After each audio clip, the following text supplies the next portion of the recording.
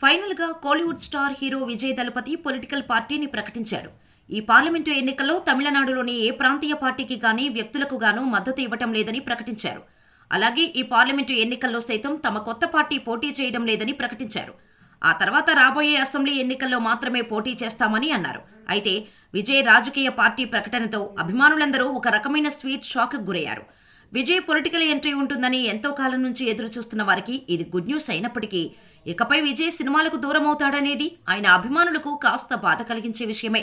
చివరిగా లోకేష్ కనకరాజ్ డైరెక్షన్లో లియో సినిమాతో ఆడియన్స్ ముందుకొచ్చాడు విజయ్. ఈ సినిమానే విజయ్ లాస్ట్ ఫిల్మ్ అనే ప్రచారం జరిగింది. కానీ లియో తర్వాత వెంకట్ ప్రభుతో తన 68వ సినిమాగా the greatest of all time అనే సినిమా చేస్తున్నాడు. ఈ సినిమా తర్వాత కార్తిక్ సుబ్బరాజుతో 69వ సినిమా చేయబోతున్నట్టుగా తెలుస్తోంది. ఆ తర్వాత విజయ్ 70వ సినిమాను తెలుగు ప్రొడక్షన్ హౌస్లో చేసే ఛాన్స్ ఉందని వినిపిస్తోంది. ఈ ప్రాజెక్టుకు తెలుగు దర్శకుడు డైరెక్ట్ చేసే అవకాశం ఉంది. లేదంటే 70వ సినిమాను శంకర్ డైరెక్టర్ అనే టాక్ కూడా ఉంది. ఈ సినిమా తర్వాత విజయ్ సినిమాలకు గుడ్ బై చెప్పనున్నాడని సమాచారం. ఆ తర్వాత పూర్తిగా రాజకీయాలపైనే ఫోకస్ చేయనున్నాడు. 2026లో తమిళనాడు అసెంబ్లీ ఎలక్షన్స్ వచ్చే వరకు విజయ్ ఈ సినిమాలు కంప్లీట్ చేసే ఆలోచనలో ఉన్నాడట.